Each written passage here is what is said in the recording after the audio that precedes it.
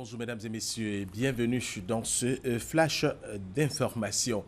L'OCDE, l'Organisation de coopération et de développement économique, a remis à la Côte d'Ivoire son rapport sur le développement du pays. L'organisation compte accompagner la Côte d'Ivoire à travers 3 rapports qui concernent les forces de l'économie ivoirienne, mais aussi les obstacles à franchir sur la route du développement. L'étude a été remise au Premier ministre Daniel Kablan-Duncan à Paris.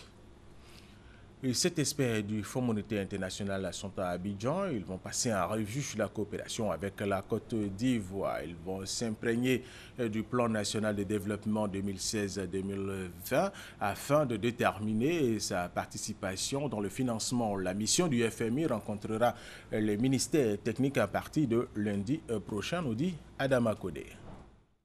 Séance de rattrapage pour le Fonds monétaire international, FMI, pourrait-on dire. Silencieuse lors du groupe consultatif de Paris, les 17 et 18 mai dernier, l'institution de Bretton Woods a dépêché une mission à Abidjan depuis ce vendredi. Feuille de route, feuilleter le plan national de développement PND 2016-2020 pour déterminer la contribution du FMI au financement. Le montant de soutien financier dépendra des besoins identifiés et aussi de la force des politiques qui sont dans le programme.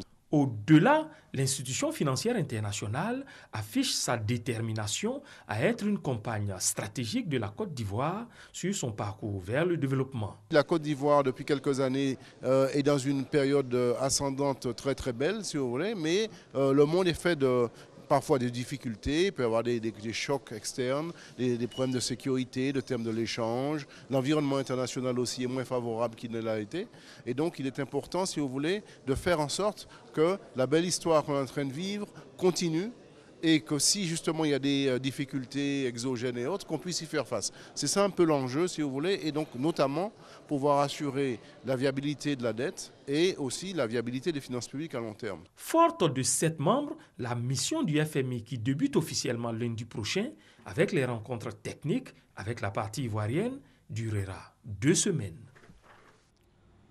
La Corée du Sud, à travers son agence de promotion des investissements COTRA, veut relancer ses relations économiques et commerciales avec la Côte d'Ivoire. La COTRA vient d'ouvrir son bureau d'Abidjan pour attirer les acteurs du marché ivoirien vers les produits chez les entreprises coréennes. La cérémonie officielle d'inauguration de ce bureau s'est déroulée en présence des ministres Patrick Achiche des Infrastructures et Jean-Louis Bion du Commerce. Nous y reviendrons à 13h.